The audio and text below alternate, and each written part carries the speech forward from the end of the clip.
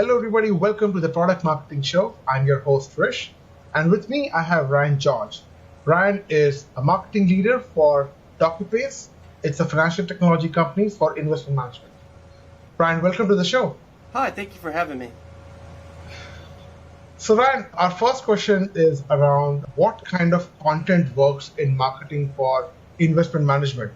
Most of our audience, they've worked in SMB SaaS space where the audience is more wider, like more small and medium businesses. But how does this change for an investment management industry? Sure, I think the biggest thing that to remember is you're talking to professionals that are licensed professionals that are in the service business, right? So while they have a lot of technical expertise, they're really in service of their client, and that's really what drives them. So understanding what is the deep purpose behind what they're doing so that you can speak to how you can help enable and empower that purpose. And I think that comes from understanding the language, understanding what clients go to them for, understanding sort of what the impact and sort of what their overall goal is to achieve for a client. And I think that's something that it's important for us to know as a marketer so that we can speak directly to that. And in terms of funnel, so how does that work? So because this is the same funnel, like the top of the funnel content and the middle and bottom of the funnel content. How to think about content in terms of the funnel? Sure. And, a funnel is a little bit different in terms of the audience set. So Docupace, my company, sells to enterprise firms as well as even small businesses, so small advisory firms. So the steps within the funnel differ depending on what type of, what client we could be. To a conduit who then will then distribute it through to a bunch of their own customers, or we would sell it directly to what will be the end consumer who's a business owner or a financial professional who will then use the software themselves. So on the enterprise space, a lot of it is about it's much more in discovery. There's a lot more of, solution selling that's at that higher end of the funnel to sort of figure out what the right solution would be. On the lower end, there's a lot more commonality around what the challenges they may be facing. So it's less discovery is often needed. But again, every firm can be a little bit different. So you have to go into it with open eyes and open ears. And both at the top end and at the bottom end, what kind of format works? Is it like this long form PDF, like 10-pager PDF, like case studies or something like that? Sure, those work. I mean, those do gain an audience. I think what I'm finding, at least what I've been finding recently, is it's harder and harder to get people to engage with full of those contents, whether it's time or what have you. So I think short videos have been successful in terms of gauging interest. Believe it or not, events, I think, have actually been exploded in terms of interest on our side and having conversations. I think a lot of it is because we were so all locked down, weren't able to interact with people for a long time. So now there's reawakening coming back up and really going out looking for those conversations. But I will say the number one way that has really helped at the top end of the funnel is webinars. So working within technologies, there's no, I could say unilaterally, there is no one technology that every firm uses. So what we do is we partner with like-minded technologies that we don't necessarily compete with, and we'll hold a joint webinar to sort of advertise what Docupace does to their audience set, and advertise what they do, market and message what they do to our audience set. So sort of that co-marketing, partnership marketing has been something that's been really successful on the top end. On the bottom end, I think there's a number of things that our sales team does a good job of doing. It comes down to really sort of identifying and squaring down that solution so they're not paying for additional capabilities, additional solutions that they don't need, and also sort of coming down with price, packaging to make sure that it's flexible and fits sort of what a growing company may need, not only today but into the future. Understand. Now let's talk about some actionable advice. So if somebody was selling it to institutional enterprises, right, companies, how should they go about going with the webinar? How many people can they expect? What's the conversion ratio can they see, and what could change that conversion ratio? Sure. I mean, I think it's all challenging, specifically when you're in the sort of enterprise business-to-business space, because the numbers don't bear out the same way that they would if you're in the retail space, right? So it's not the same volumes. However, if you have 30 people of the right people, of the decision makers on your webinar, that could be one of the most effective marketing tools of all tools. And so I think really identifying and communicating to there's sort of two main stakeholders I think would be most important. One is who's going to be the internal champion of the project inside the institution. So who's going to be the person whose actual sort of career or tenure at that company is going to be tied around whether your solution is successful or not, right? So that identifying that champion is really important.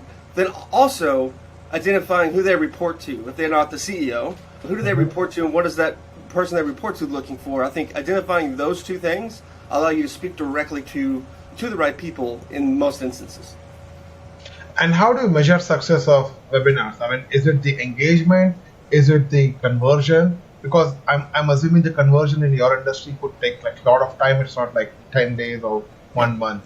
So how do you measure success? Yeah, that is, as a marketer, I feel like people can throw out numbers, and I feel sometimes it's a feeling of success, sometimes it's a quantifiable version of success. I think we have, like most enterprise sales cycles, it's an extended cycle, right? So they may attend a webinar in January, but if they end up buying, it may not be until October that they buy. So like, is it successful if this time goes by?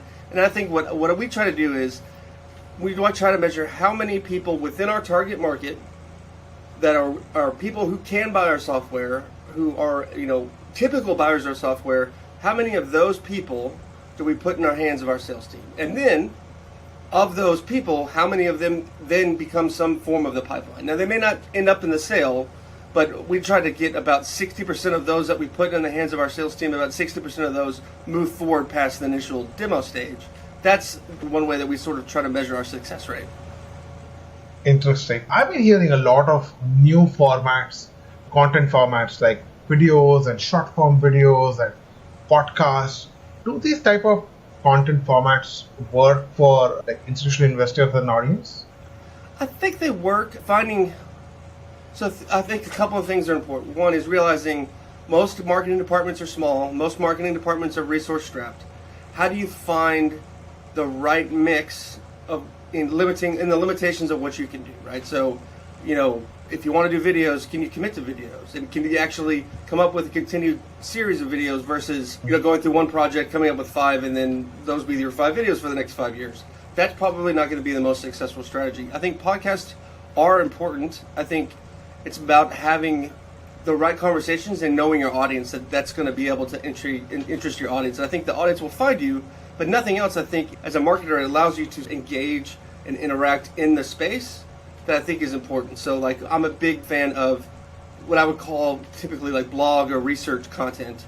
The reason that I think those are gold mines is not necessarily the end product of the blog, but the knowledge set that you gain by continuing to write those blogs, continuing to do that research. It makes you smarter about the market, gives you end product you can use, hopefully if you do it well in a green manner, but also it allows you to sort of fine-tune or turn the dials in terms of how well the audience you're trying to speak to. Interesting. Coming to your own year right now, what kind of problems are you fighting in short term?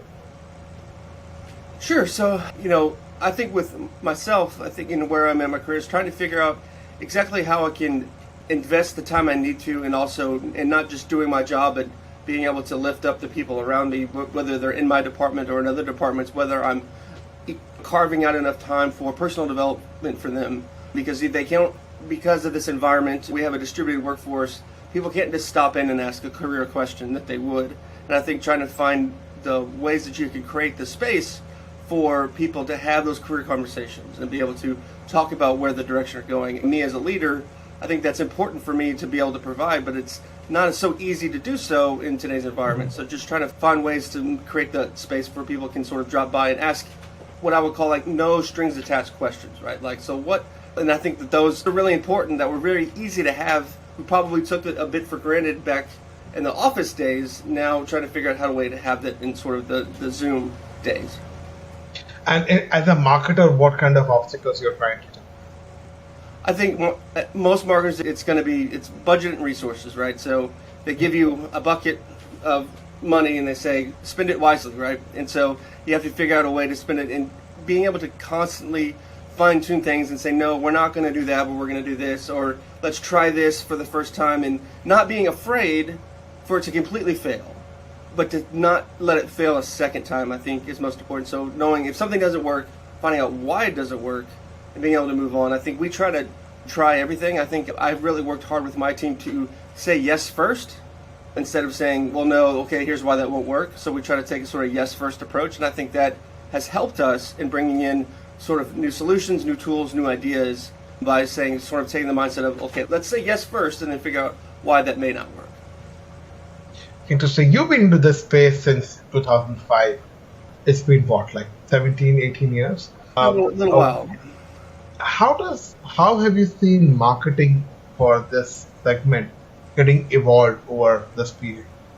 Sure. I think in some ways it's really transformed. I think in some ways there's more people doing podcasts, doing videos, just turning on their camera and giving a short conversation.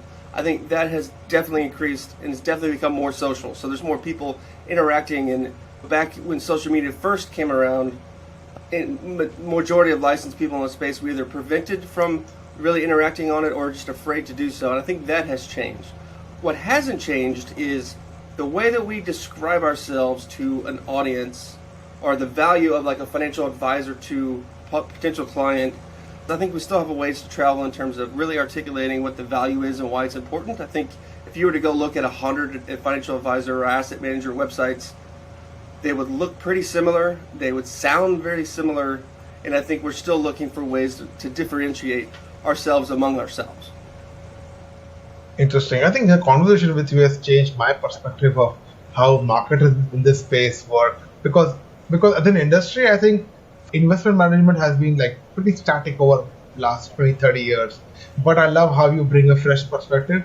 And the examples which you give me, I draw a lot of parallels from other B2B SaaS, right? I mean, you are also thinking of them as a human being first and as an institutional investor second. I really like your take. For younger financial technology companies who don't have lots of budgets, what would be your 2 or 3 pieces of advice on how they can drive their marketing function? Sure. I mean, I think that is the biggest challenge because you're talking about somebody who may be just a lone soldier doing all the work themselves. I think trying to identify and getting support from the CEO down, I think, is critically important because if the CEO supports the marketing initiative, it unlocks things better. I think the second part would be making sure you form and put the work into building a really strong relationship with the sales team because they're going to tell you what you need. They're going to tell you what's working, what's not working, what's resonating, and having their support and supporting them, I think, is critical to success, especially when you have a small group because in the end, if the company isn't growing and if you're not ending up closing those clients, the tenure at that company maybe end up being a little short. Lovely. I have a question which it works for other industry. Does organic traffic or SEO, do you guys care about that? We do. There's one of the biggest hubris marketers can have is say, well, I know exactly who my market is and I know exactly what they need and how they find us. There's always going to be at least a decent chunk that just can stumble across you. And being able to set that organic traffic, setting those keywords, setting the SEO, and using content to do that, specifically reusable content, I think is really important. It's a hard game. I think what I would coach most people on is don't try to be the industry's best. Just try to be the industry's a little bit better than some of your competitors in that way, because it is a constantly moving target. It takes a lot of work, but from my perspective, that's investment in time and learning that I need to have in order to be most effective at my job and to continue in my career, because that's a big sort of keystone importance for overall marketing. Lovely. Thank you so much, Ryan, for taking our time and sharing your insights with our audience. Really appreciate it. Hey, it's been great speaking to you. I appreciate the opportunity. Lovely.